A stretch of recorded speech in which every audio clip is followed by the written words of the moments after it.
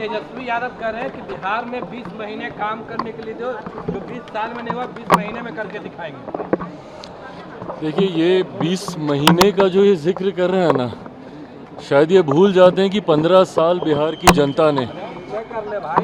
इन्हें और इनके परिवार को देने का काम किया, और उन 15 सालों में जो इन्होंने बिहार को बर्बाद करने का काम किया, परिणाम स्वरूप आज भी कई बिहारी जो उस वक्त बिहार से पलायन करके गए थे, पीढ़ियां बीत गई पर वो वापस नहीं आ पाए उनके जंगल राज की वजह से। तो ऐसे में जब वो 20 महीने का जिक्र करते हैं तो एक बार अपने परिवार के ही नेतृत्व में जो 90 का दशक था उसको याद कर लें, और उसको याद करना ज़रूरी है क्योंकि उस दशक ने जो बिहार के हालात किए थे, आज भी उस खाई को भरते हुए दशकों बीत गए हैं, और उसके जिम्मेदार सिर्फ राष्ट्रीय जनता दल, इनकी पार्टी और इनके परिवार का नेतृत्व ही रहा है, जिसकी वजह से आज भी बिहार बनिस्पत राज्यों के अगर उस ऊंचाई पे नहीं पहुंच पाया, उसका जिम्मेदार वो 90 का दशक रहा है। और ये आज की तारीख में जो यंग वोटर्स हैं, और ख़ास तौर पर जो फर्स्ट टाइम वोटर्स हैं, जिन्होंने शायद वो 90 का दशक नहीं देखा होगा, जो 2005 के बाद पैदा हुए होंगे और 2025 में पहली बार वोट डालने जा रहे होंगे, उनको ये जानना ज़रूरी है कि क्या था वो 90 का दशक और क्यों उसको जंगल राज के नाम से कहा जाता है। किस तरीके से लूट मार, हत्या, अपहरण, डकैती, महिलाओं के साथ बलात्कार, बच्चों तक की हत्या, निर्मम हत्या किस तरीके से दिन दहाड़े खुलेआम की जाती थी, जिसकी वजह से देश में ही नहीं विदेशों तक बिहार को बदनामी झेलनी पड़ी, जिसकी वजह से आज भी बिहार और बिहारियों को एक गलत दृष्टि से देखा जाता है दूसरे राज्यों में, दूसरे देशों में। तो उसके जिम्मेदार तो यही रहे थे। तो अब एक और 20 महीना लेके क्या करना चाहेंगे? और बर्बाद करना चाहेंगे? जितना इनको और इनके परिवार और उनकी पार्टी को करना था पहले ही कर चुके हैं। इलेक्टोरल रिवीजन हो रहा है बिहार में, तेजस्वी यादव कह रहे हैं कि लोकसभा में क्यों नहीं करवाया गया था इन सब चीजों को, विधानसभा में क्यों हो रहा है ये सब? रिप्रेजेंटेशन ऑफ पीपल्स एक्ट के तहत 1950, इसके तहत ये प्रोसेस समय समय पर अपनाया जाता है और इसको अपनाना भी ज़रूरी है,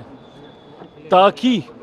इसकी आड़ में जो फर्जीवाड़ा होता है, कई बार हम लोग देखते हैं कि अगर किसी का निधन हो गया उसके नाम भी उसमें वोटर लिस्ट में डला होता है, जिसकी वजह से जो सही मतदाता है, जो वोटर है, वो अपना वोट नहीं डाल पाता है। ऐसे में इस प्रक्रिया को और ट्रांसपेरेंट करने की सोच के साथ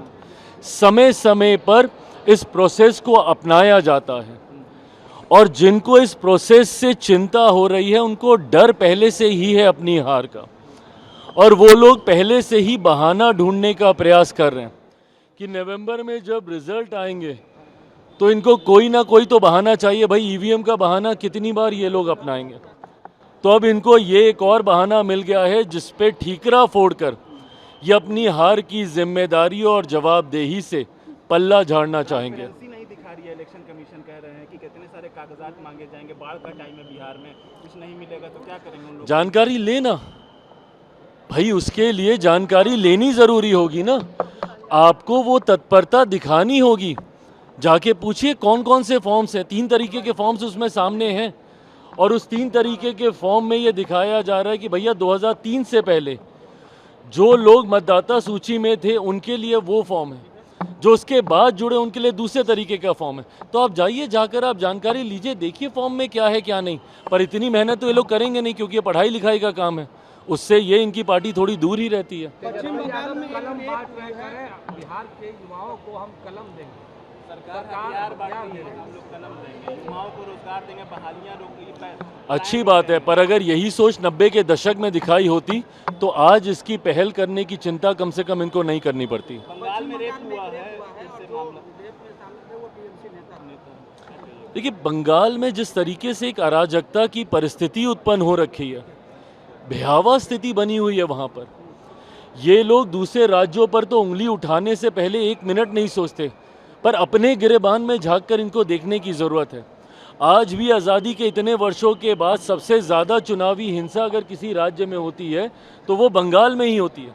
आज भी वहाँ पे दिन दहाड़े लूटमार, हत्या, अपहरण, डकैती और बलात्कार जैसे अपराधों में अगर कोई लिप्त हैं तो वो सत्ताधारी दल के ही नेता, कार्यकर्ता और जनप्रतिनिधि सामने आते हैं। ऐसे में जिस तरीके से एक अराजक परिस्थिति वहाँ पे बनी हुई है, मैं तो बल्कि केंद्र सरकार से आग्रह करूँगा कि नहीं संभव है भैया वहाँ की सरकार से उस राज्य को संभालना, वहाँ पे राष्ट्रपति शासन लगाना चाहिए और उसके तहत ही हम लोग को चुनाव में जाना चाहिए ताकि चुनाव शांतिपूर्वक तरीके से पूरे किए जा सकें। बिहार में आयोग बने हैं, उसको लेकर लगातार नेता प्रतिपक्ष तेजस्वी यादव सवाल पूछ रहे हैं कि क्या दामाद आयोग के बाद बहनोई आयोग, मेहरारू आयोग भी बनेगा?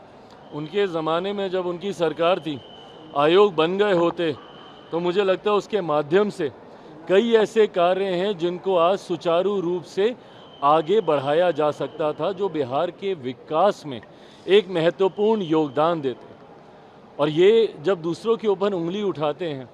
तो उनको इतना भी याद करना चाहिए कि उनके परिवार के कितने सदस्य कहाँ कहाँ, किस किस पद पर, किस किस सदन में मौजूद हैं और रहे हैं। वो तो उस परिवार से आते हैं कि जब अगर उनके पिता को जेल जाना पड़ता है तो उनकी माता जी को मुख्यमंत्री बनाया जाता है। वो किस कानून के तहत हुआ था किसी को नहीं पता। बट बहरहाल मैं ये मानता हूँ कि अंतोगत्वा आपकी काबिलियत ही आपको आगे लेकर जाती है। अगर किसी अध्यक्ष में जिसको आयोग की जिम्मेदारी दी गई है, अगर वो उसके लायक नहीं होंगे, काबिल नहीं होंगे, तो सरकार बैठी है, ये एक संवैधानिक पद है फैसला लेने के लिए।